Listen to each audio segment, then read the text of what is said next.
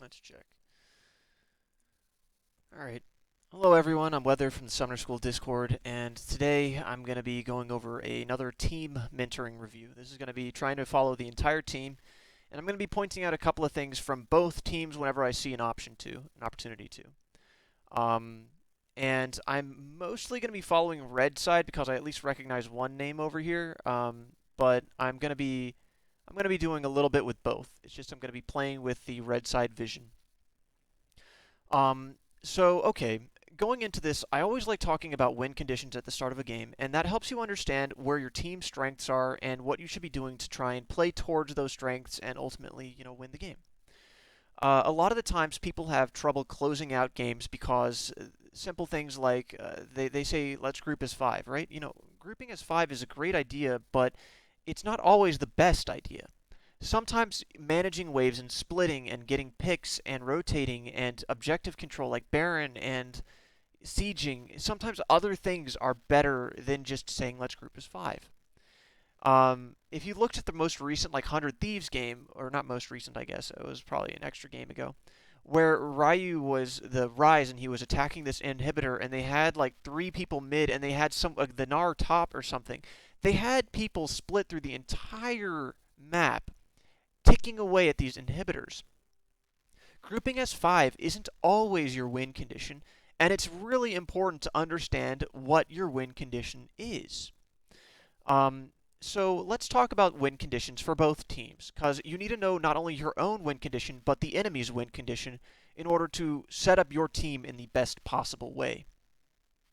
So this team has a very strong bully top laner and team fight top laner. Shyvana is a very strong split push, farm, and objective control jungler. Kassadin is a champion that scales into kind of late game and is good at chasing down kills.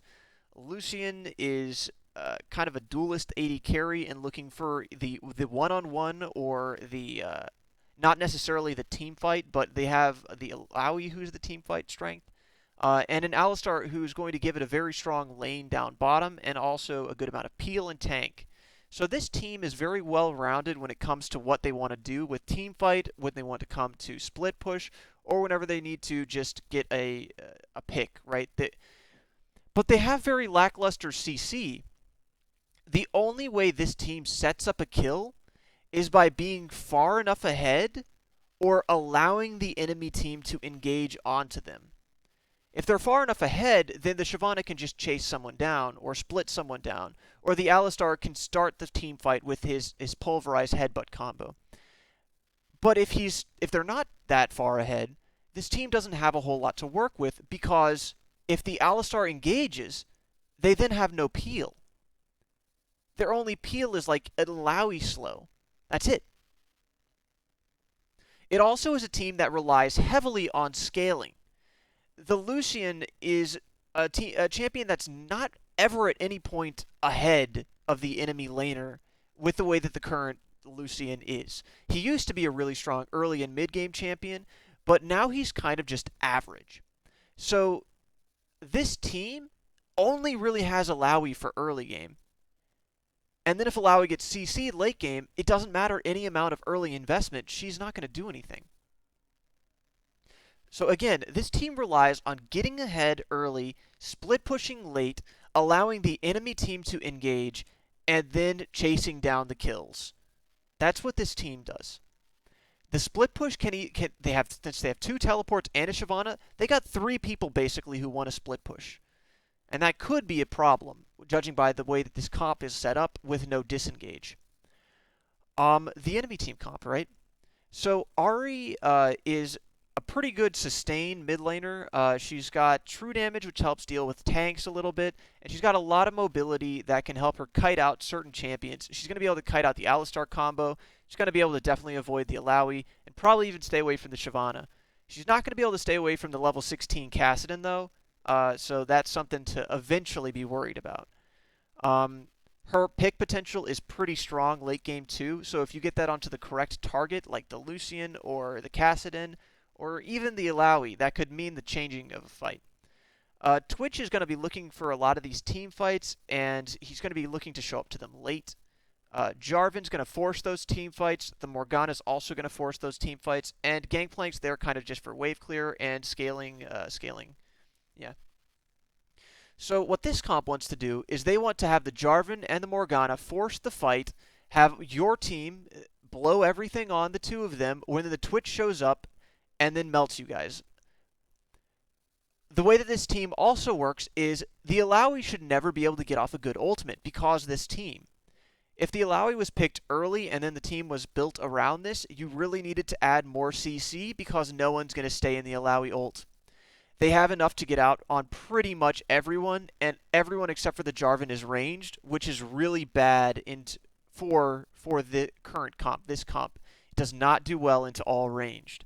Shyvana also relies on kind of just out-dueling people, but if you can't get to them, then you're not going to be able to out-duel them. And they have plenty of kite, and they have plenty of range. It's going to be a very challenging game for Red Team by just the comp. Split push-wise, they only really have Gangplank who's going to want to split. So then having these three who are wanting to split push might actually be a really good thing, but their team fight is better. So at early levels at least, their team fight is definitely better. So it's going to be pretty challenging for Red Team to play into their early game with three splits, because they can definitely dive between the Morgana and the Jarvan and the Ahri, and Twitch is going to have enough teamfight presence even early on mid-game to make it really challenging to correctly split with this kind of comp. All right. I'm not going to go into too many specific matchups, but matchup-wise, I would say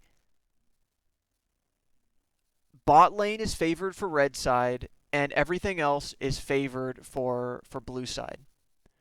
Because the recent aggro changes made Kassadin's Q really, really hard to harass with, and Illaoi should not get too many opportunities to go in on a ranged Gangplank. She should have more pressure than him in lane, but shouldn't be able to dominate it. Okay. There's no vision over here on the red side. This is a problem. You need to make sure you have correct vision line, and you have three people standing over here wasting positioning. You could have a vision line over here, and Illaoi should also be in these bushes. This allows for the enemy team to invade, and if they did invade here, with the current way that your team is positioned, it could be a kill on the Lucian.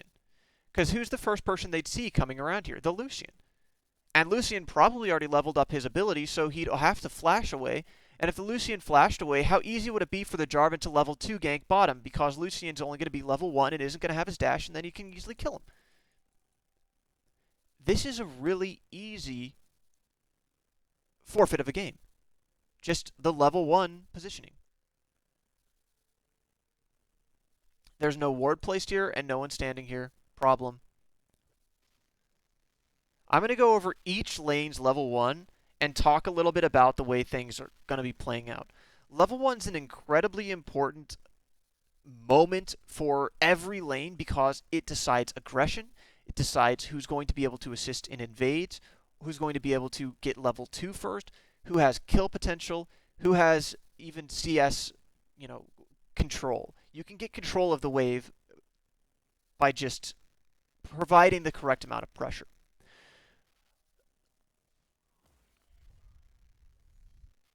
So as I was saying, Kassadin's Q is really hard to poke with right now. Do you see how the Q draws minion aggro? Kassadin can no longer poke with his Q at level 1. I saw you looking for that aggression, but you can't. You simply can't at level 1. It doesn't do enough damage because the minions do that much back to you. If you're going to be doing some sort of a play like this, you need to be prepared to have to out-sustain them in a different way. You're going to need some other way to out-sustain the enemy. Because you have one extra potion. That's it.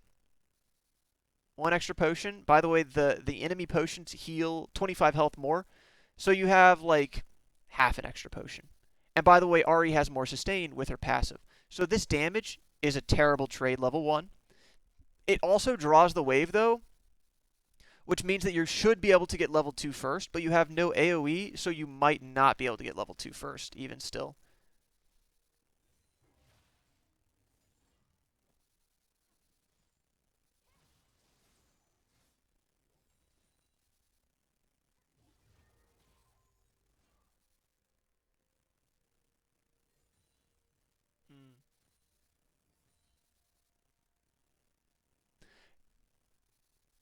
Unfortunately, Kassadin's level 2 power spike isn't huge. You can't do too much with it. Um, yeah.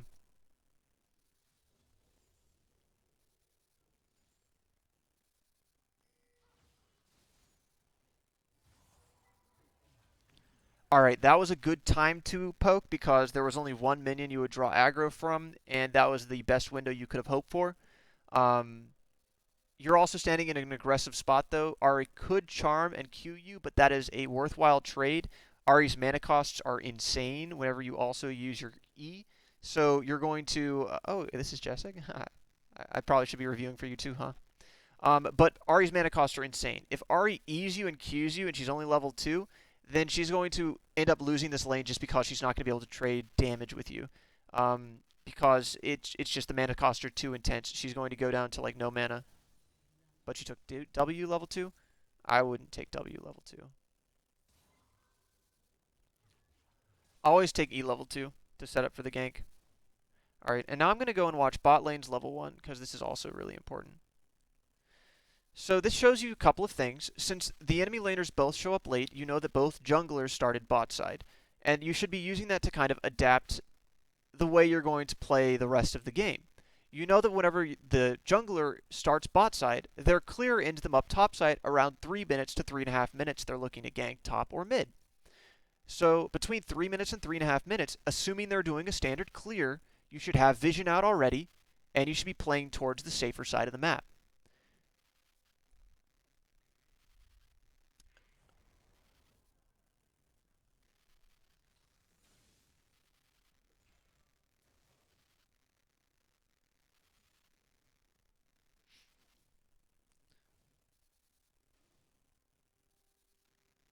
And if Morgana's going to start pool, you have to pull the wave in order to ensure you get level 2 first.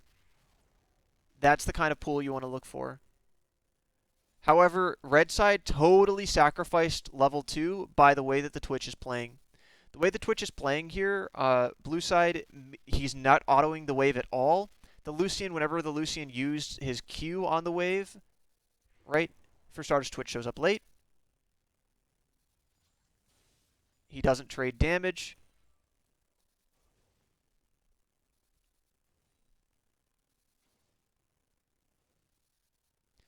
And Morgana, you need to be playing this more aggressive too. Level 1, they don't have their combo, so you could go and auto-attack the Alistar. Alistar has no more Relic Shield, so any poke damage you put on him will stick, and it will make him less likely to engage on you level 2.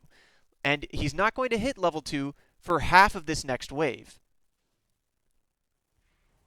You're only using your pool and never your auto-attacks. It's like you don't even have auto-attacks. Twitch has completely forfeited level 2. You're now standing in a very aggressive spot because you're not watching the wave. And you have no ward in this bush, so you're giving up this wave control too. And you're giving up bush control, which means your next wave is in bad spot, and you're zoned out of that too.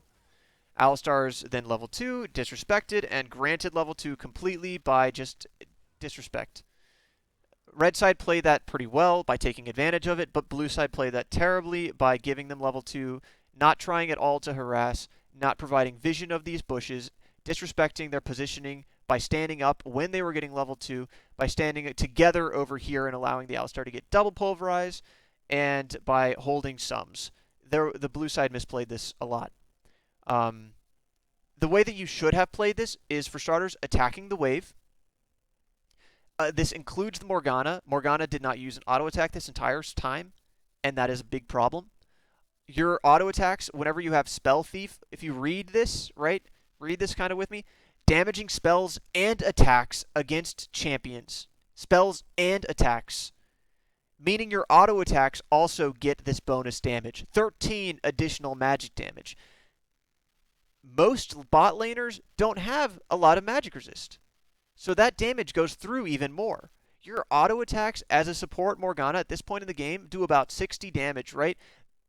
Lucian has 600 health. 10 auto attacks kills Lucian. Whenever you put it into perspective like that, do you understand how important it is to auto attack people? It also would have helped you draw the wave, because it would have drawn the minions to attack you or start trying to attack you, which would have prevented them from getting level 2 that much ahead of blue team. Red team to play this very well using the level 1 advantage. Also, by using the Lucian's Q to provide early lane aggression to make it so that the Twitch was super scared. Twitch should not have been that scared, though, because that really sacrificed that lane. That lane should be pretty much over now. Because Alistar and Lucian should be able to play off of that little lead.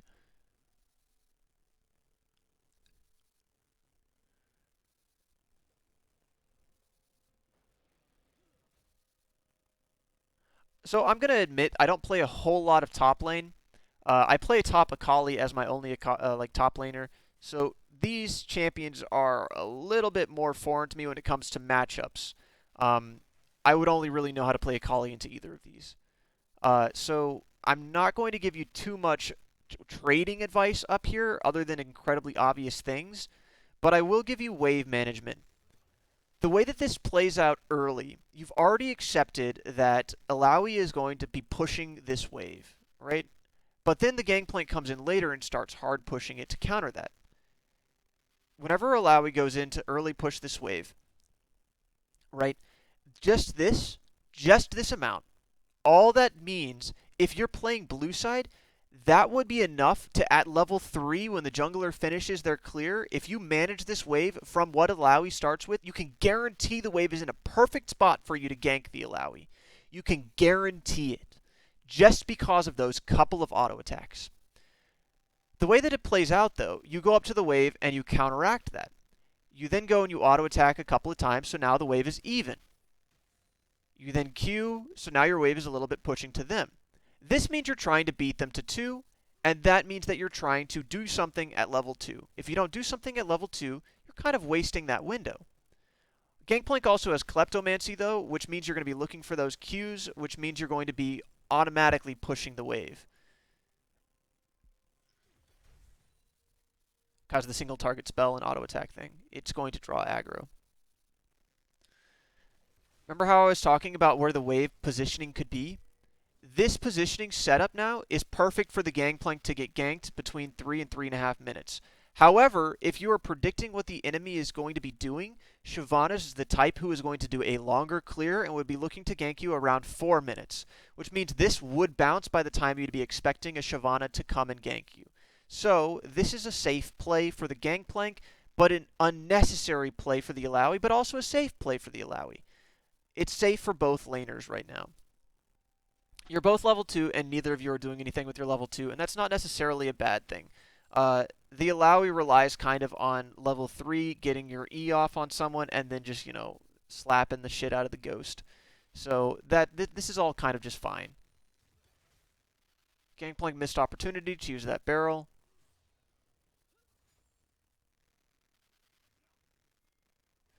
Oh, cheeky.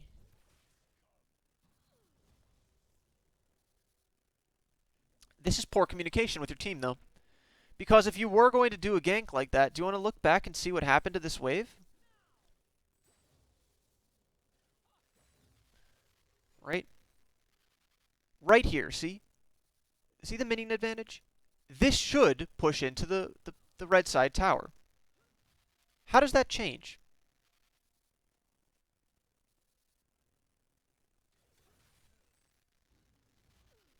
That's part of it.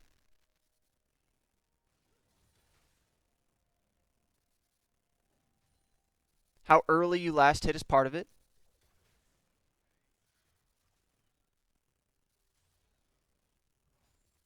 It was literally just that one Q and auto attack, but that early auto attack moved the wave forward that extra bit.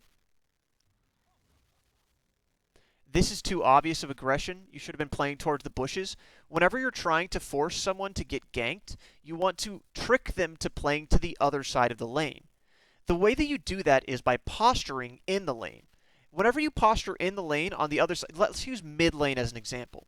If you're going to stand towards the top side of mid lane, they're naturally going to start standing either more in the mid wave or more towards the other side of the lane, because they don't want you to hit your skill shots, right? If you're standing towards the top side, Gangplank's going to be walking behind these minions so you can't rip his soul out. So he's going to be standing down here. Now the nature of just that is then he's also going to need to last hit. So he's going to step up to cue the wave. That's your gank. The way you're posturing is denying this gank. And then that also denied Shyvana the ability to get her level 3 gank, which is unusual. Shyvana usually just farms.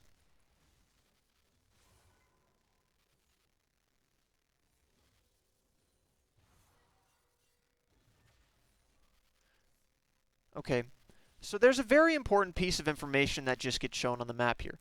Jarvan is shown bottom, and this is a very early bottom gank. I would not be expecting the Jarvan traditionally to be down here this early. Normally, a bot lane gank comes around 4 minutes at earliest. So this is an early ward, and it's getting a lot of use. But I wouldn't have expected this.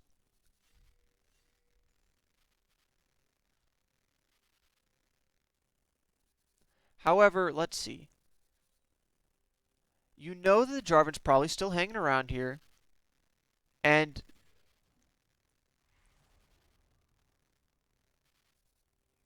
now I would assume he's gone. I would think that's still too early to be pushing this wave back out because there's nothing on this side of the map that you're trying to get right now. Normally the only point of managing waves like this is if you're going to get something out of it. So what would you get out of shoving or denying a wave to be near your turret, right? Well, if you think that your jungle is going to need help, like doing dragon or invading, or if you think you can get a gank off, then you'll want to start cleaning up this wave. But by queuing that wave, you guarantee your wave is going to hard push into them, which means you're not denying CS. It means you're making it easier for yourself to get ganked, because now your wards are dead. So Jarvan can come down now. If they were keeping track, the enemy team was keeping track of when these wards died, Jarvan could come back. You don't have flash. Neither of you have flash. Could be a successful gank. And it was a completely unnecessary time for you to push because Shyvana's up here. She doesn't need any help. The Jarvan you knew was just down here, but he's not going to be able to take anything in your jungle. He's not going to do dragon by himself. He's not that kind of a jungler. So the only thing you do is you make yourself more vulnerable, and you're granting them resources by shoving this wave. That was a terrible queue and terrible wave management by blue side. Or by red side.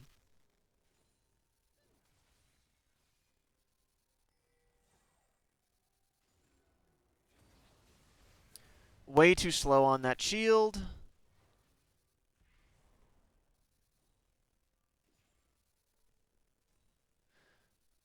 That was really just Morgana being way too slow on the shield. That should not have happened.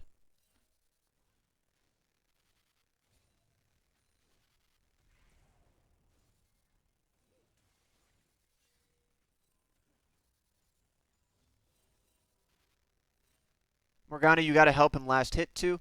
Whenever you don't help them last hit, you're denying your AD carry more gold, which means you're putting them further behind, which means you're less likely to get kills in the future. You need to be able to put yourself in the position that you can get those kills. Make sure he can back and get his BF. Help him last hit under turret.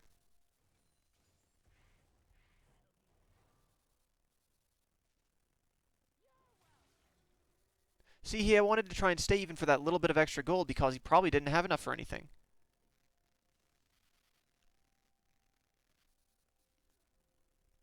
And Twitch, I think that your item choices and your mastery, your rune choices this game are pretty bad.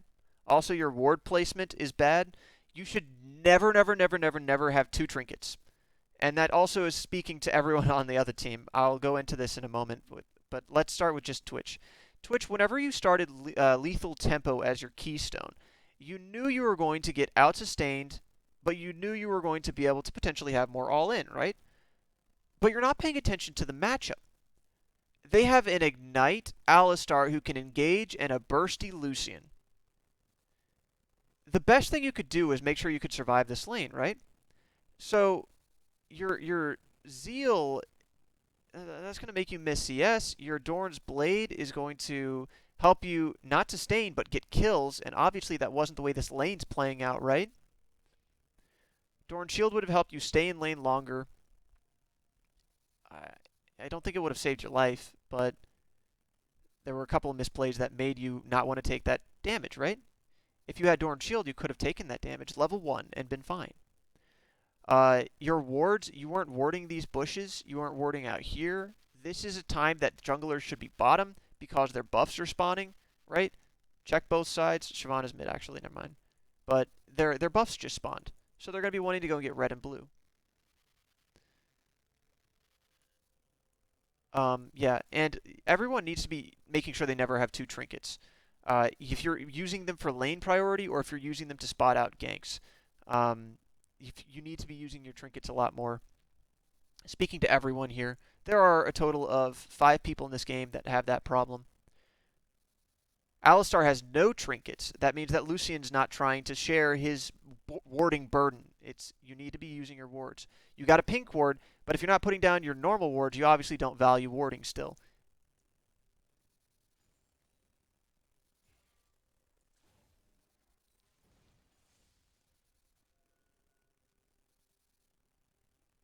This is the positioning you want the wave in. You want to use that to deny this. You need to communicate your engages a lot more. That should have been a lot easier.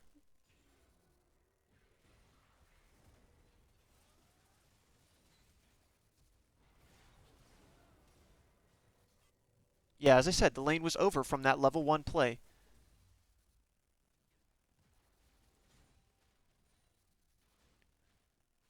Now let's go back and watch and see what happened mid.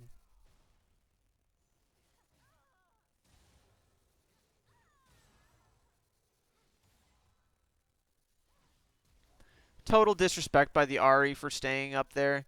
You just need a recall. It's always better to recall than to die.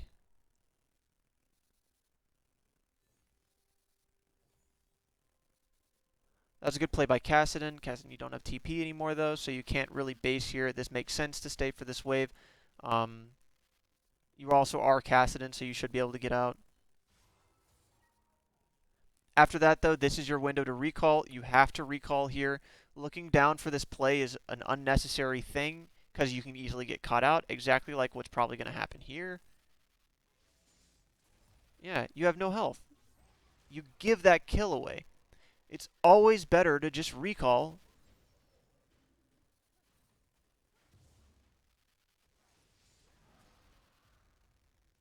Shyvana needs a little bit of mechanical help.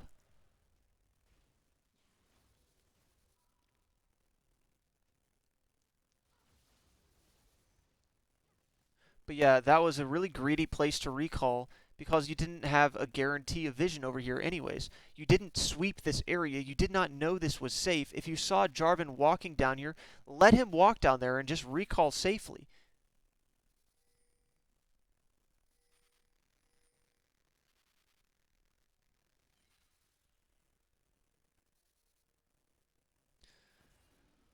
Alawi, that was kind of a wasted TP. You would have been back to this wave in time anyways.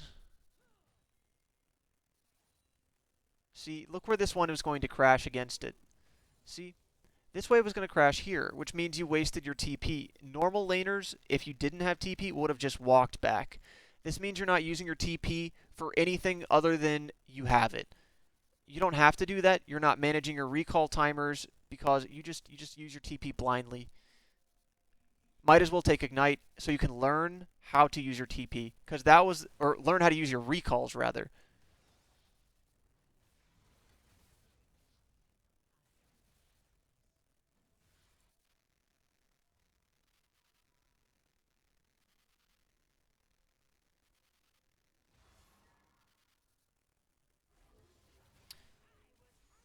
This is a very big miscommunication with the red side team. The ping comes out late, and it's almost like a oops, yeah, that's right, they're missing Mia because they already had showed on the map. If you want to look back, this was a kind of obvious play, but at the same time, not obvious, right? Here's the Morgana. Here's the Twitch.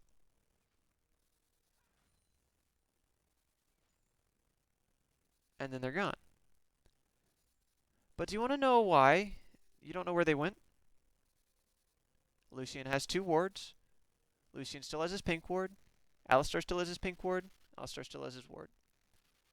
Whenever you're playing like this and hoarding your wards, how easy would it have been for you to walk down this way at level 1, or not level 1, but, or whenever you just got back to lane, have the Alistar tank the wave, and you drop a ward over here.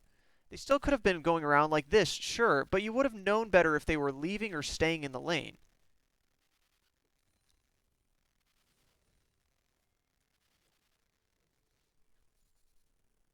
Lucian really, really, really needs to work on his warding.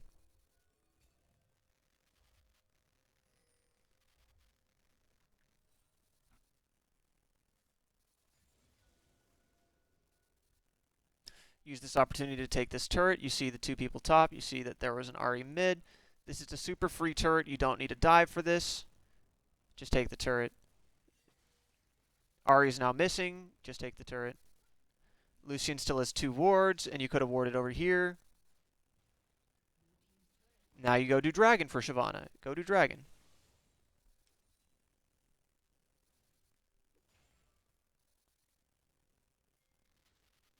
I don't know where Ahri was. Where was Ahri? Ahri based?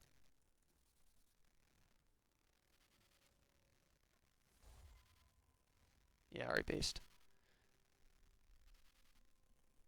That's a lot better respect. You're out of mana, though, which means you've been using your abilities too much in lane, which means you're not finding windows to trade. You're just throwing out your abilities. Because he's still fucking full health. You're just throwing out your abilities.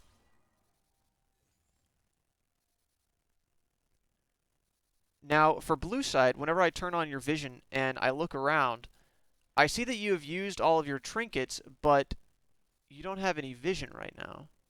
Interesting, right? Do you know one thing you can do whenever you don't have any vision? You can buy pink wards. There's one pink ward out, and I don't know whose this is, but this is a very excellent spot to have a pink ward. And judging by the way the enemy team is playing, the red team is playing, you need to start getting pink wards in your red side jungle so this doesn't happen.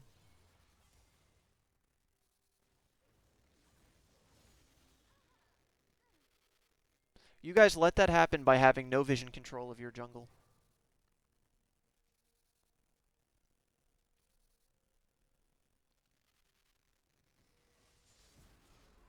You're also looking for these aggressive plays in a place where you have no vision and are contesting nothing. They're either going to be mid or they're going to rotate bottom, right? That's the only thing that red team can do right now. Go mid or rotate bottom. If they wanted to wait around for your red buff, sure, they could do that too. But really, their only move was to go mid, because the bot wave was way out here. So by looking for this fight, blue team, which was 4k gold behind, is looking for a fight that they have nothing but disadvantage in. Because let's look at the red side vision. Well, I guess they don't have deep vision, but they are ahead in gold. They can win fights like this. They know they probably could have a numbers advantage too, because Kassadin could show up, but Ahri can't.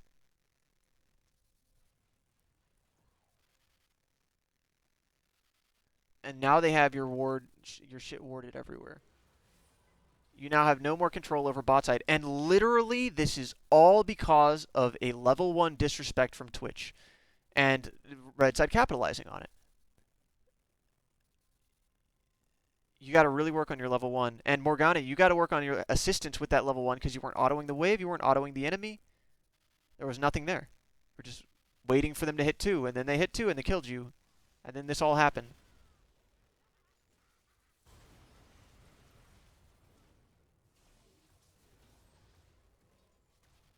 Auto attack.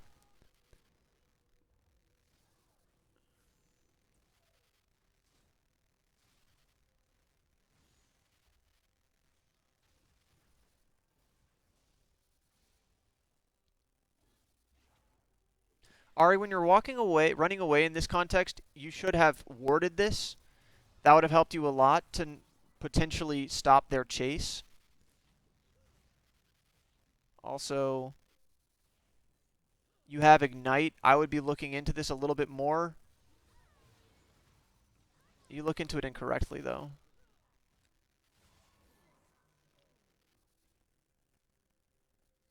Because there's your team.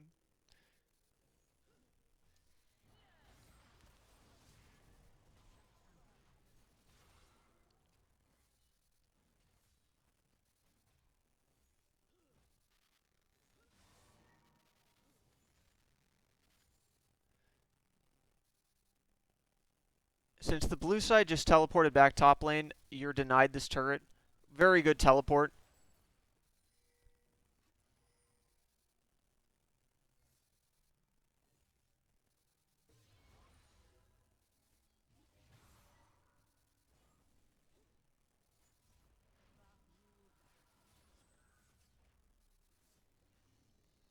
Hmm.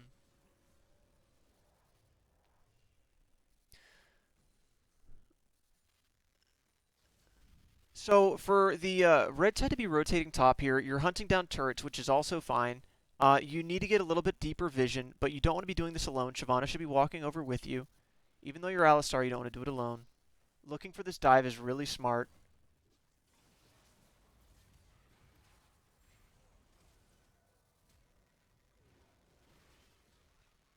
You need to make sure you're turning onto the Twitch there. There was no reason to go onto the Morgana, who was under turret. Yeah, the game's pretty much over here. There's already a 6k gold deficit. This game was won at level 1. It was won at level 1.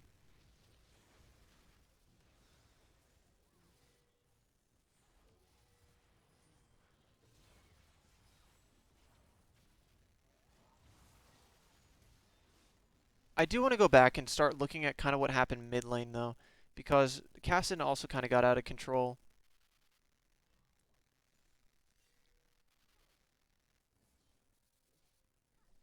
You're at half mana.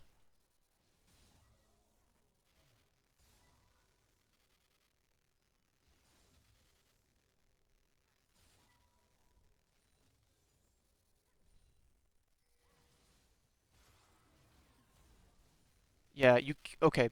So rule of thumb whenever you're playing Ahri, Ahri is one of my favorite champions, but she's kind of awful. um, Her mana costs are abysmal. They're unforgiving, and you cannot use her abilities. You only can use her Q for wave control. You only can use her Q. If you use any more than that, you're going to run out of mana. And you'll notice that because that's happened to you. That is happening to you this entire game because you're just throwing out all of your abilities.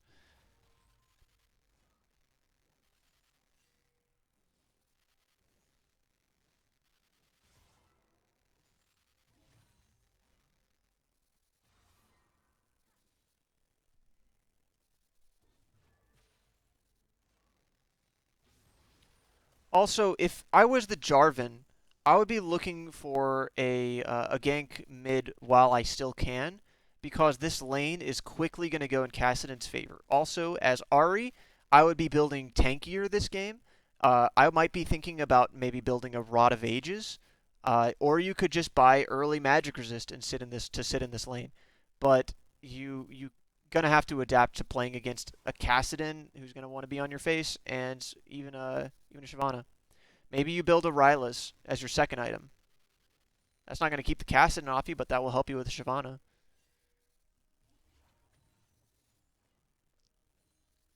You also aren't trying to trade onto the Kassadin at all. I noticed earlier you took Airy on Ahri. If you're taking Airy, you have to use your auto attacks. It's the same thing as a Spell Thief. It procs on auto attacks, so that is the sole reason you would take Airy over Comet and over Thunderlords, the new whatever that's called, Electrocute. Um, the only reason you would take that is if you're going to use your auto attacks. You play this lane so passively that you are granting him level 6. You do nothing to him with your abilities. You do nothing to him with your auto attacks. You do nothing to him to zone him off of the wave. Do you see how he even has more CS than you?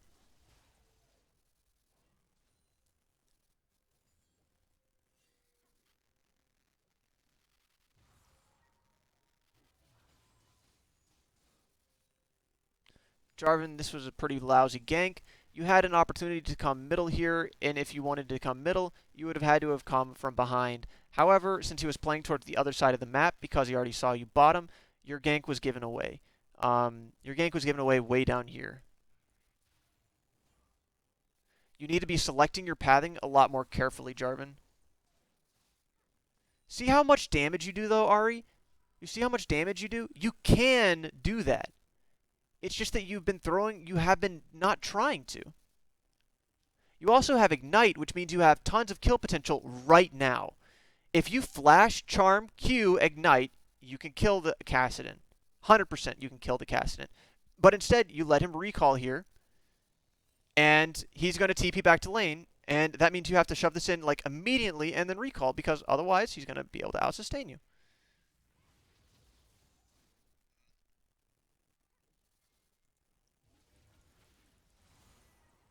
That was an excellent Shyvana gank. Excellent Shyvana gank.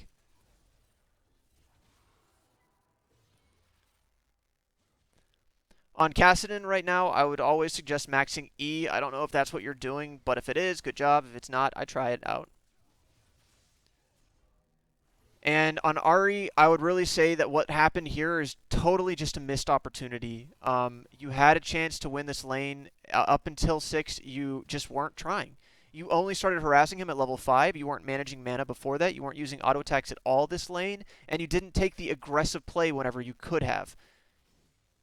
It means you're just waiting to lose this lane. You also end up missing some CS by using your abilities that you shouldn't be using.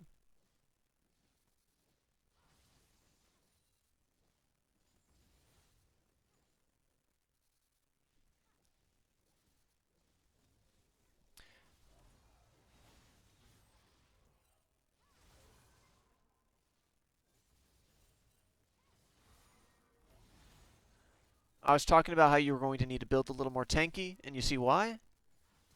Kassadin can just force those trades. Instead, on your first recall, you got mana. You know why you got mana? Because you just spam out your abilities. You don't adapt your build for your enemy. You don't play knowing the champion. Like you don't manage your resources. You don't manage what keystone you chose. All right, so that's what lost mid lane. You had no aggression. You didn't take advantage of aggressive plays, and you didn't use your keystone at all. You wasted a lot of your mana. You didn't build correctly. Twitch also didn't build correctly. Twitch didn't play level 1 correctly. I would say the Jarvan and the Gangplank both played okay. I again can't really watch top lane. Jarvan only had one missed opportunity with the way he showed himself bottom, but I would not have expected this to be warded, and I imagine you were trying to save bot lane by coming down here.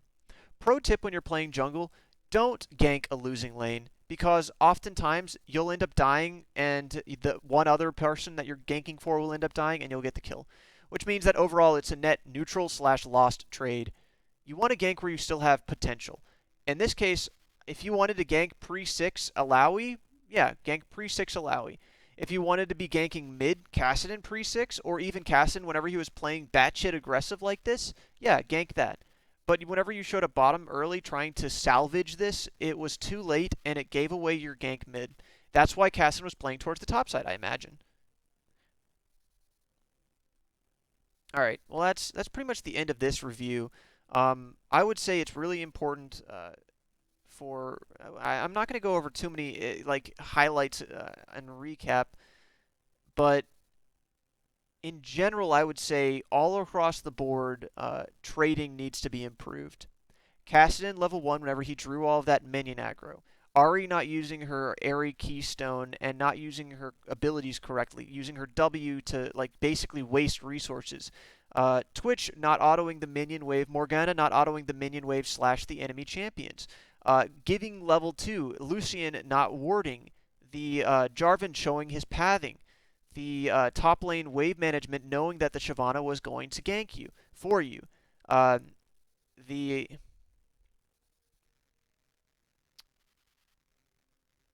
the lack of vision control in the enemy, the red side jungle. Whenever you were, for some reason, blue side team was looking for this pick, whenever they had no vision. That's how you got collapsed on. A lot of disrespect bot lane. Morgana was slow on some shields, mechanical misplays like that. Red side did a very good job of taking advantage of these little mistakes. And you can see how much this snowballs out of control. This gave bot turret, which then let them rotate towards mid turret, which then let them rotate towards top turret, which won the game ultimately. This is exactly what you want to do as bot lane, except for you want to ward more. Looking at you, Lucian. Blue side, you need to definitely buy more pink wards. I only saw one out on the map. It was in a good spot, but you need to have more. especially whenever you're losing this bad. If you want to set up for those picks that you were looking for to try and come back into this game, you need a pink ward for it. Alistar, you had great deep vision, but you weren't having good deep vision for the right rotations. I noticed that whenever you set up for these proactive plays, specifically whenever you were like looking around and getting these deeper vision, this deeper vision after you, let's see, I don't know when exactly that was. It was around here. I don't know. But you rotate away from your vision is what I'm trying to get to. And a lot of the vision that you put down, you would have an uncontested objective anyways. So you're not setting up thinking far enough ahead in some situations. Like your dive over here, you warded this, but then you were just going immediately for this dive. If you wanted to catch out the Twitch, you needed to ward like this deep. You needed to ward the lane way over here. But you were only thinking about the dive, and then you were just in this area. You were far enough ahead for it to work, but that's not always going to be the case. Your vision control bottom, you had already set up a ton of stuff down here, but then you rotated towards top side. Um, oh, this is exactly when it happens. See, set up vision, you set up vision, you set up vision, but you just forced them all out. If they wanted to come and contest this turret, would they really even be walking through this? Right? You may look like you have a ton of vision control, but this doesn't do anything for you. Watch. Makes the Shyvana actually get a pick. No, she dies for it. See, Shyvana dies over here. That vision didn't save her life. And you rotate away. See why you're up here? Everyone's up here, right? This is what I was talking about. Here's your vision that you set up, and then you rotate away from it. Here's all your vision.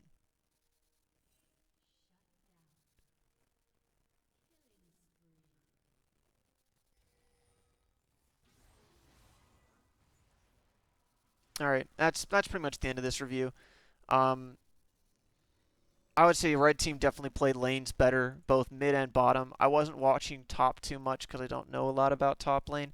Jungle matchup, the Shyvana had better ganks.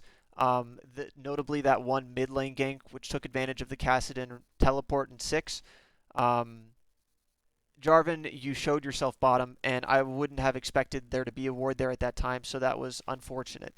Um, you also did catch out the Shyvana over here, which meant you were playing with your team well, but you also were looking for picks in the jungle over here without vision, which was risky and allowed you to get collapse on, which lost you mid-turret and should have lost you more, but the enemy red team rotated further away, which denied them a lot of the vision that they just had set up.